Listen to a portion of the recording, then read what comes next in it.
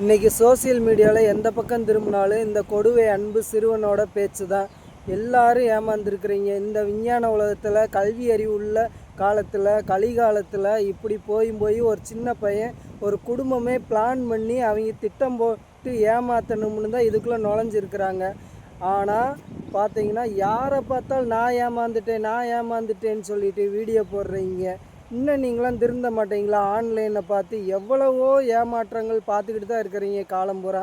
அது ஒரு சின்ன பையனை அவங்க பிளான் பண்ணி உள்ளே இறக்கி வச்சு அதே மாதிரி விஜயோட கொடியை பயன்படுத்தி அந்த துண்டை போட்டு அவன் அழகாக ஏமாற்றி கார் வரைக்கும் சம்பாரித்து இன்றைக்கி போயிட்டுருக்குறான். அவ்வளவுதான்.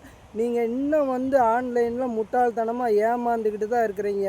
ஏமாறுறவங்க இருக்கந்தட்டிங்க ஏமாற்றிக்கிட்டே தான் இருப்பாங்க. இந்த மாதிரி மக்கள் இந்த மாதிரி சின்ன வயசுலேயே அவனுக்கு ஏமாத்துகிற பழக்கத்தை கற்றுக் கொடுத்துட்டாங்க. இன்னுமே அவன் காலம் பூரா உழைக்க மாட்டான், வேலைக்கு போக மாட்டான்.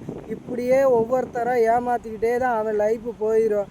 இப்படி சின்ன வயசில் அந்த குடும்பம் தவறான வழியை கற்றுக் கொடுத்துருச்சு. இனி அவனும் தவறான பாதையில் தான் போவான். நீ சொகுசாக வாழ்கிறதுக்கு தான் பார்ப்பான். அதனால் மக்களை உங்கள் பிள்ளைகளை நீங்கள் கரெக்டாக வளங்க. ஆன்லைனில் முடிஞ்ச அளவுக்கு நீங்கள் ஏமாந்த மாதிரி உங்கள் பிள்ளைகளை ஏமாற விட்டுறாதீங்க. இதுதான் எனக்கு தெரிஞ்சது. நான் சொல்லிட்டேன். பார்த்து நீங்கள் கவனமாக இருந்துக்குங்க.